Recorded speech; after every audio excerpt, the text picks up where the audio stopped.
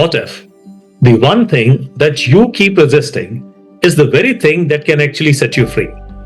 Today on Tipsy Thursdays, we walk into the soft but powerful world of acceptance, not as surrender, but as silent strength. Our guest today is someone who has spent over 3 decades guiding people through their toughest emotions. She's been a therapist to soldiers, a mentor to students, a coach to leaders, and a listener to countless hearts. From stress management to subconscious healing, she helps people meet their most vulnerable selves with courage. Please welcome the calm force behind thousands of transformations, Dr. Sanju Gambhir.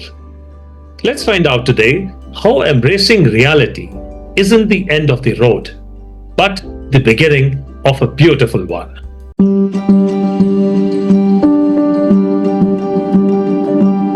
So, Dr. Sanju Gambhir, a very hearty and warm welcome to Tipsy Thursdays. And this is the first appearance of you on this show, which is just budding and taking off. And we hope to see, and the audience would love to see more of you on this show in the coming weeks. Thank you so much, Tipsy, for having me over here. It's a pleasure to be with you. All right, so we'll start straight away. Dr. Sanju Gambhir, I've been going through your profile, and it's quite an impressive one. From the army to the embassy to the schools, you have mentored and guided and coached so many different personalities in various situations and circumstances. Where exactly did you find the deepest emotional conflict? As a mental health professional, I've had the privilege of working in all fields, and from the disciplined world of the army, right, to the high-stake environment of the embassies, moving on to the seemingly innocent corridors of the schools. Surprisingly, I found the deepest emotional conflicts in schools. One would expect that in the military, there is a lot of trauma that's bottled up. Or in the embassies, one finds that, behind those diplomatic smiles, there's a lot of personal struggle also. Okay. Yes, all that is very real, very intense. Right. But I found in schools, that among the young, tender minds and even the more anxious teachers and parents, right, the deepest internal conflicts that were there were unspoken, okay, and unseen. Okay. And how I say that is that because children were basically struggling very silently with unexpected, or I would say unrealistic expectations. Right. The teachers were struggling, or rather I would say they were caught up with the outdated systems, okay, and the modern demands. And the parents, their own unresolved conflicts, and their own unresolved stress, they were passing it on to the next generation. Oh, I can understand. So the emotional pain over here was subtle, but it was very profound. Right. And what I felt was that this emotional conflict was quiet, invisible, and it was deeply ingrained. All right. And that's what made it even more dangerous. I can understand that. Yes, of course. So we'll move on to the next question now, Dr. Gambhir. Coming on to the subject proper that we are discussing today, acceptance. So what does it mean to you, not as a counselor or a subject matter expert on the subject, but as a normal human being? So basically, first let's understand acceptance. If I look at it, the literal meaning in Hindi, Swikriti mein jeena. Swikriti mein jeena. So acceptance for me is that soft, steady courage, okay, to look at life in the eye and say, even though this is not what I expected, right, yeah, but I will meet with grace. Excellent. Yeah. So because unfortunately, all the time we are living a lot in expectations. Umeed rehti hai, right? And that is from everybody around us. But when we come down to acceptance, things really change. Right. So as a counselor, I've spoken a number of times with lots of people about acceptance. Right.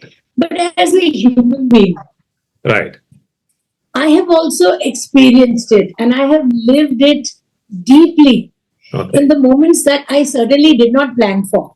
Right. It just kind of pounced on me, and I would say life just stripped me of control. Okay. Yeah. And there was a time when I even felt that there was no hope. Happens, even I'm human. Right? But I would say there was, a time when that very acceptance became my strength. Strength. Why? Because in my own life, what I saw that everything that I was working for, or I had worked for professionally or personally, Right. it just started, shifting from beneath my feet. Okay. And that's the time when my expectations did not match the outcomes. Right. That's the time when the relationships I thought were actually the ones where I trusted, they were completely different. Okay. Yeah, that's what happens as a human being. You tend to trust people, and the image that I had of what should be Right. was nowhere close to what was. Okay. Okay. Yeah, Right. and that actually made me realize that okay, what is it? I sat with myself, and then there was this silent whisper in my head that said, "What is this teaching you? What is this? Why has it come here?" Right. And it was then when I was silent Okay. and when I surrendered to reality. Now, this surrender was not my defeat, right? Right. It was basically I stopped suffering Okay. and I started accepting life the way it was. Right. Yeah. Right. And that made it so much easier for me because I found strength in stillness. Very, very important, And I also discovered that there was clarity in chaos. So accepting things made me reconnect with myself. Okay. And that made it all the more easier for me. I am human and things happen. But when you listen to that voice in your head, it becomes easy to move on. Becomes easy. So if it is that easy, why is it so hard for people to accept reality, in relationships, careers, or even self-image for that matter? You know why? Because what does acceptance ask? Acceptance asks us to lose control, to let go of the control that we feel we have in our hand. Right. Yeah. Right. And acceptance also forces us to be honest. Okay. Not only with ourselves, but also with the world. Right. Right. Yeah. And then we actually face pain, which we would rather avoid. Okay. So acceptance actually, like you asked in relationships, हमें लगता है प्यार ऐसा होना चाहिए. That's the thought we have in our mind. There's an expectation that we have from our partner. But when that image of what we have in our head doesn't actually materialize in real life, that's when acceptance becomes hard and relationships become sour. Right. Right. Yeah. Yeah, that's right. In careers, what we are doing, we are equating our success with our status. Okay. We are actually not looking at what is satisfaction. Right. So it's the status over there, that becomes more important for us. Yeah, absolutely. When it comes to our self-image, we are basically chasing, I should say, perfectionism. Right. Even we want to be perfect in everything. Right. We don't want to accept our reality. And that makes it all the more difficult. That makes things very, very difficult. So what I want people to understand here is, आप जिस दिन स्वीकार करना शुरू कर दोगे ना, आप पिंजरे में नहीं बंधोगे. Yeah. You will actually be more free. Free. Yeah. So acceptance doesn't lock us in, it just frees us. That's right. Yeah. And that's very difficult for people to understand. So basically, I would say acceptance is a bridge between what hurts and what heals us. Okay, so we'll move on from here, Dr. Gambhir. You wear many hats. you're a psychotherapist, you're a corporate trainer, you're a stress consultant, and of course, to top it all, an army advisor for so many years now. Do emotions behave differently in a soldier's home versus a corporate boardroom? That's really a wonderful question, because what I felt was that in a soldier's home, the emotions that we carry, they are like, I would say the soldier is filled up with a lot of silent sacrifices. Right. In a corporate boardroom, there is like, it's like just buzzing with performance pressure. But when it comes down to my room, a therapist's room, Okay. it becomes heavy with unspoken truths. I can understand that. Now, emotions are the same for everyone. What is different is how it is expressed Okay. or suppressed. Okay. That changes. Right. In the army, I would say emotions wear uniforms, which it just goes on to say that they are folded, disciplined, and they are hidden behind duty and pride. So you mean to say they stifle their emotions? Yes, why? How? I'll just explain that to you. Fear is masked as bravery. Grief is channeled into strength, and vulnerability isn't easily spoken about. Okay. That's what I have seen. So, in a soldier's home, or I should say in the army, there's a lot of loneliness. There's a guilt of being absent because, work takes them to different places, maybe even field areas, right? There is a lot of suppressed grief. Okay. And there's a very strong pressure to be the strong one. Okay. I'm sure you would agree with me I on that, agree with you Tipsy. 100%. While you were speaking, there's a flashback going on in my mind. What exactly did I do in my, 35 years in the army? And what I did to my family, what exactly did they have to face? Absolutely. So now let's come back to the corporate world. Right. Emotions are over here also, but they are perfectly dressed. Okay. Yeah. All tied up, polished, beautifully coming forward. So, it's like over here, there's a battlefield, of ambitions, Okay. of perfectionism, of comparison. Okay. That all is going on there in the corporate world. Right. So people don't like to be seen as an emotional person, Right. but there's a lot of burnout. So stress becomes our status. Oh, really? Okay. Yeah. And burnout is something that's like a badge of honor that we wear. Okay. Okay. In the corporate world. All right. So I would call it an imposter syndrome in the corporate boardroom. There is always a fear of failure. Then there's a chronic stress that a person undergoes and sometimes even disconnects. Okay. The worst is when they don't realize their own self-worth and they suppress their own self-worth under performance. So the truth is that emotions, they don't discriminate at all. In a soldier's home, Right. emotions whispers. In a boardroom, wearing mask, and in the therapy room, they finally speak. Moving on from emotions now, since you touched the chord of, the differences between the army life and the civil life, and you also discussed about the families and the social life as such. How do marital discords manifest themselves, differently? Do they manifest themselves differently in a soldier's life and people in the boardroom? Oh, yes, they certainly do. You have such wonderful questions, and I'm really loving talking about all this because I see not only there's a difference, but there are a few things that are very common.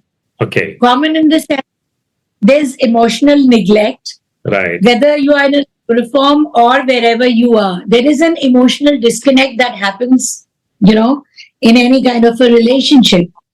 Then there is that, thought in our head of this is how love should ideally be. And that happens with, everyone. Absolutely. also that thought about a communication breakdown where we don't express ourselves Right. the way we should be expressing. Okay. Yeah. So that self-expression, that emotional express that should come out is not there. Okay. This is also very common. Yeah, I'm just talking about the common things. Right. So that when we start looking at the differences, we understand, oh, this is there. Then whether whoever it is, there's always a problem with the in-laws, with the finances, with something or the other, Absolutely. with children. Yeah, Yeah. we upbringing of children. So now let's look at the soldier's home. In the soldier's home, what happens basically, it's the lady who takes over the control of the family because In the absence generally, in the absence of the soldier. Right. yeah, absolutely. Right. And if we look at it, there's a long period of separation. Absolutely. There are long periods of separation, especially when you're posted in fields, Right. or maybe you're going for exercises. Right. So over there, the lady takes over the control, and she has her way of doing things, right? And so authority is mainly with her. Most of the time, it's with her, right? Now, when you come back from wherever, from your posting or you are home, then there is a kind of rift between this is how I am managing my kids, Right. this is how I'm managing the house, so let me do it my way. And then what happens is that there is a lack, in the continuity of therapies because, you are so busy with your routines and sometimes something just pops up as a soldier, as an army personnel, you have to just leave everything else and move. So even therapy suffers over there. Okay. Right. So there is a silent trauma. There's a silent trauma over here due to the fears that are, I would say, coming up because of the exposure to wars, exposure to loss, or the dangers that are there, as a soldier in the army. Right. Now, looking at the civilian life, what is there in the civilian life? They get more time together, right? So there are conflicts because of that also. Too much intimacy. That's right. But surprisingly, emotionally, there's a lot of distance. Okay. And I've seen that a lot because if both are working, then there's a work-life imbalance, because then we want to put the pressure on the other person. Right. Yeah. And then there is a constant pressure of performing well. Okay. You want to always, as I said earlier also in the corporate room, there is that pressure, to perform and you're only looking at your status. So that walks in and that creeps into the lives of civilians a lot. Okay. Okay. So there's a lot of comparison about this is happening in that person's house, that person's driving this car. We are going more towards materialistic pleasures there.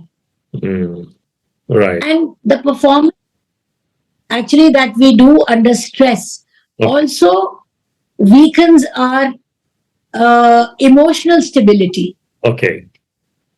I'm sure, that makes more sense. There is an access to therapy. But what happens is they only come when there's a certain crisis in life. Okay. They don't come otherwise. All right. Okay. And I've seen a number of cases, but that's how it is. In the civil, I would say they need to slow down. They need to listen. They need to rebuild. Yeah, that relationship. Whereas in the army, what is required is rebuilding trust. That is what I feel is essential over there. And also maybe, that routine that you have, you need to set it with your partner, with your spouse over there. That's all I feel is it. All right. Yeah. No, you would have coached, mentored, guided people of all ages. Do you consider a different approach while dealing with children vis-a-vis senior citizens? It's very different. Okay. With children, it's like, it begins with play. Yeah, it's like you become their mirror Okay. when working with the kids. It's very, very different. Right. Or you start translating the feelings that they have, Okay. So when you talk, it is more like validating, whatever they are confessing. Okay, you're listening to them, the confusions. You're validating their confusions, Right. and you are kind of helping them out with whatever they are going through because they are piled up with a lot of unrealistic expectations. Okay. And now, thanks to the social media, they have so much going on in their heads. And here, as a therapist, I feel that I have to just sit, listen to them, and not judge them, Okay. and be there for them and let them feel that I'm listening to them and I will be there for them. So I have to build that trust with them that I will not fail them like maybe the other adults Okay. have unknowingly done. Right. Right. Right? Whereas with the senior citizens, it's very different.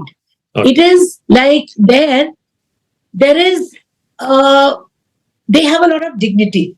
Okay. Yeah, they have a lot of, because they have gone through a lot, they have seen life in, with all the challenges, but they are carrying a lot of pain. They're carrying a lot of regrets. Okay. They're carrying a lot of hurt, right? And now they are struggling with their roles as a parent, as a grandparent. Yeah. So it's very, very different over here. Right. So for them, they are reviewing their lives. Okay. Okay. That's right. Senior citizens. Right. Yeah. So they are basically going through what has happened. So as a therapist, I have to do a lot of inner child healing Okay. because not only are they carrying the hurts and traumas of what happened as they grew, but what happened as they were kids. Okay. And you'll be very surprised, you know what, Tipsy? Yeah. I have a lot of patients coming with pain in the different parts of the body. Okay.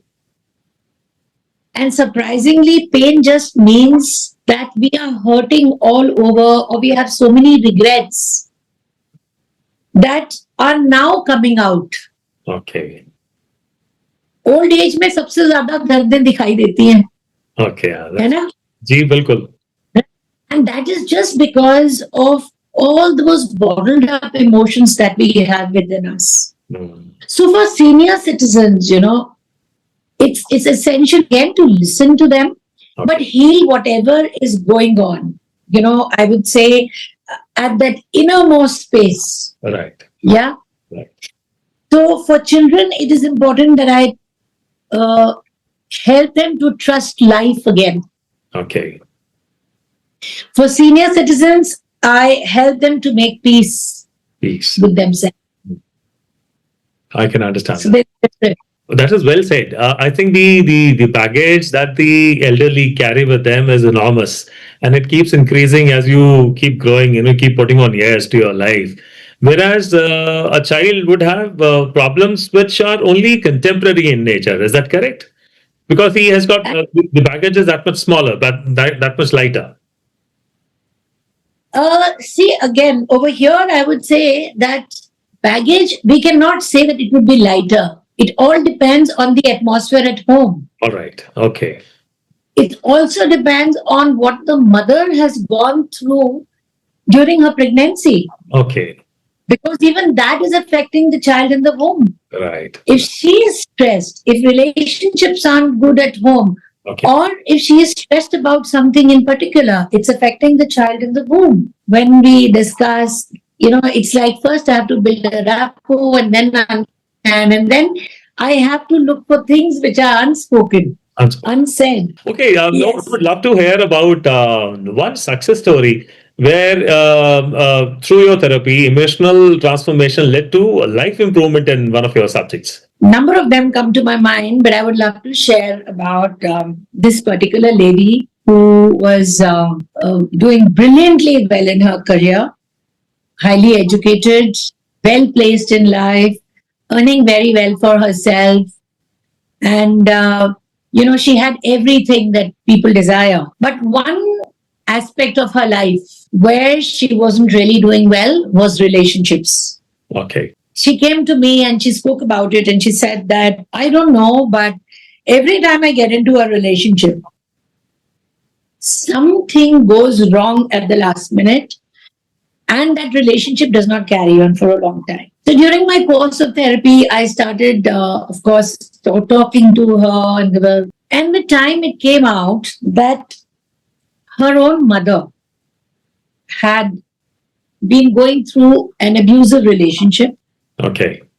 And not only her mother's mother, which means her own grandmother, had also lived a loveless life. Now, as I spoke about inheriting the emotional blueprint, so she had inherited this from them, and she was unaware about it. Okay. So during the course of therapy, when those blocks were cleared, right, she realized that, oh, I have been loyal to the pain that my mother and my grandmother suffered. Okay. This kind of thing also happens, huh? You relate to it and you want to be loyal to that kind of a punishing feeling. Oh, yes, absolutely. And we don't realize it. We actually don't even realize that we are going the same way, which we tell ourselves a number of times, this is not how I will be. Okay. Yeah. Right. When we see things at home or at our workplace, we tell ourselves a number of times, this is not how I will be. Right. But we land up doing exactly the same thing because that's what we are repeating in our head. Okay. Right? I hate this. I don't want this. Not realizing that whatever we are resisting, we are actually creating an image of the very same thing in our heads. All right. Yeah. And when we are creating that image, unconsciously, we also go on that track.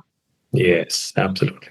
So when I gave this lady therapy, that was the time when she actually got out of that, pattern of life. And after a while, she called me after a month or two, and she was so happy. She said, you know what? I have found someone and I'm very happy. And I'm very sure now that I am not any pain with me. And the most important statement I remember her telling me was that I am not betraying anyone now. So she said, now I have a right to chase my own joy. Okay. Which was so beautiful, Wonderful. I'm sure it was a life transforming experience for this corporate lady. And absolutely. Yeah, absolutely. And would have changed her life for so much better. Absolutely. That's truly amazing. That's really, really nice to know. Okay, now to the audience who's very intently watching you for the last 20-25 minutes, would you leave us with a practice through which we can understand acceptance and then thereafter build it and nurture it in our lives? There's one thing that I feel we should do whenever there is an emotion that's coming up, right? We should look at it in the eye, in our mind's eye, and tell ourselves, okay, this is the emotion right now. Okay. Right? One is that I am angry. Or the other one says, anger is here right now. Okay. Right?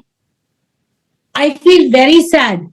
Instead of saying that, sadness is what I'm experiencing right now. Right now. Okay. So your acceptance of that emotion, instead of fighting it, look at it in the eye and tell yourself, this is what I'm experiencing. That's one very important thing. Right. Second thing that I want people to do is I want to, stand in front of the mirror, look at themselves in the eye. And as I said, you have to be honest with yourself when you are in acceptance. Accept whatever you are feeling. Okay. No matter how low you are feeling, whatever. But look at yourself in the mirror, and if you really want to build yourself up, right, tell yourself you are the best.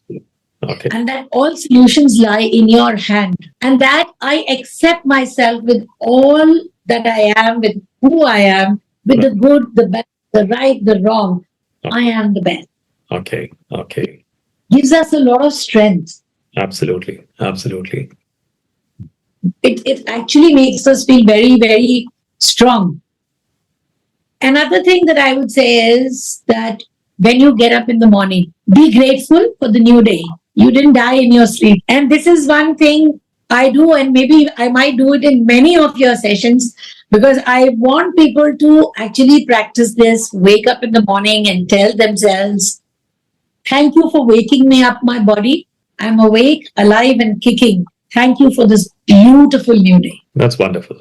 It really works. I think this one, the last one, it's very simple and easy to follow.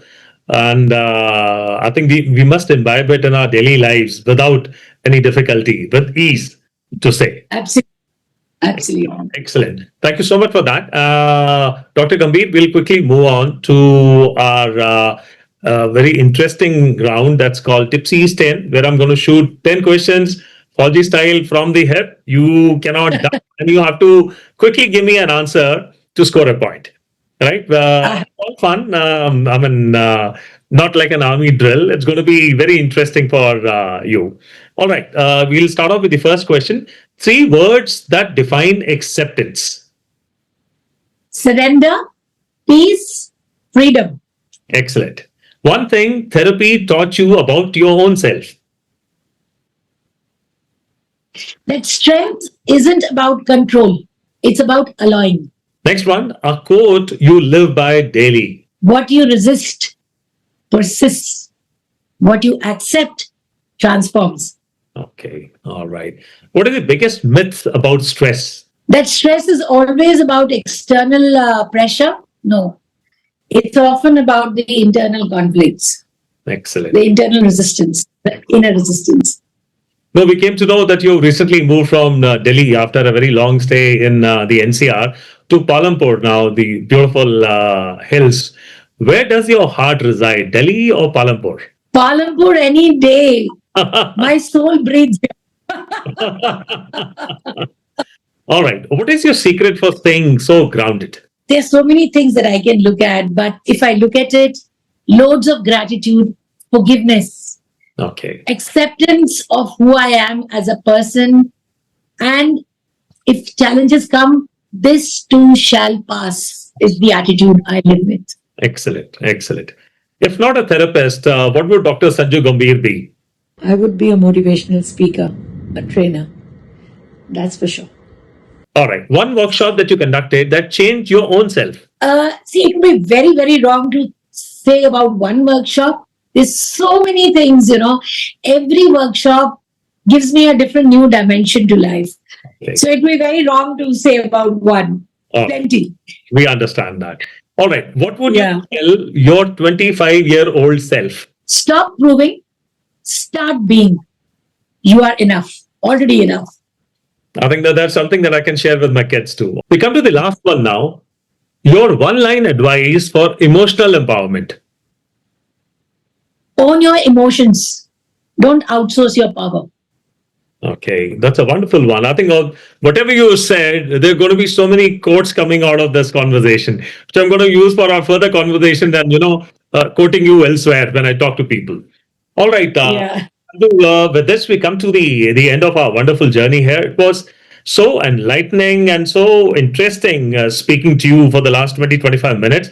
Of course, it is my intent, and I'm sure the audience is going to agree with it, that we're going to have you over for more such discussions on various other subjects in the coming weeks. Before you leave, Dr. Sanju, is there any one thing that you would like our audience to carry home today, not just in their minds, but in their hearts?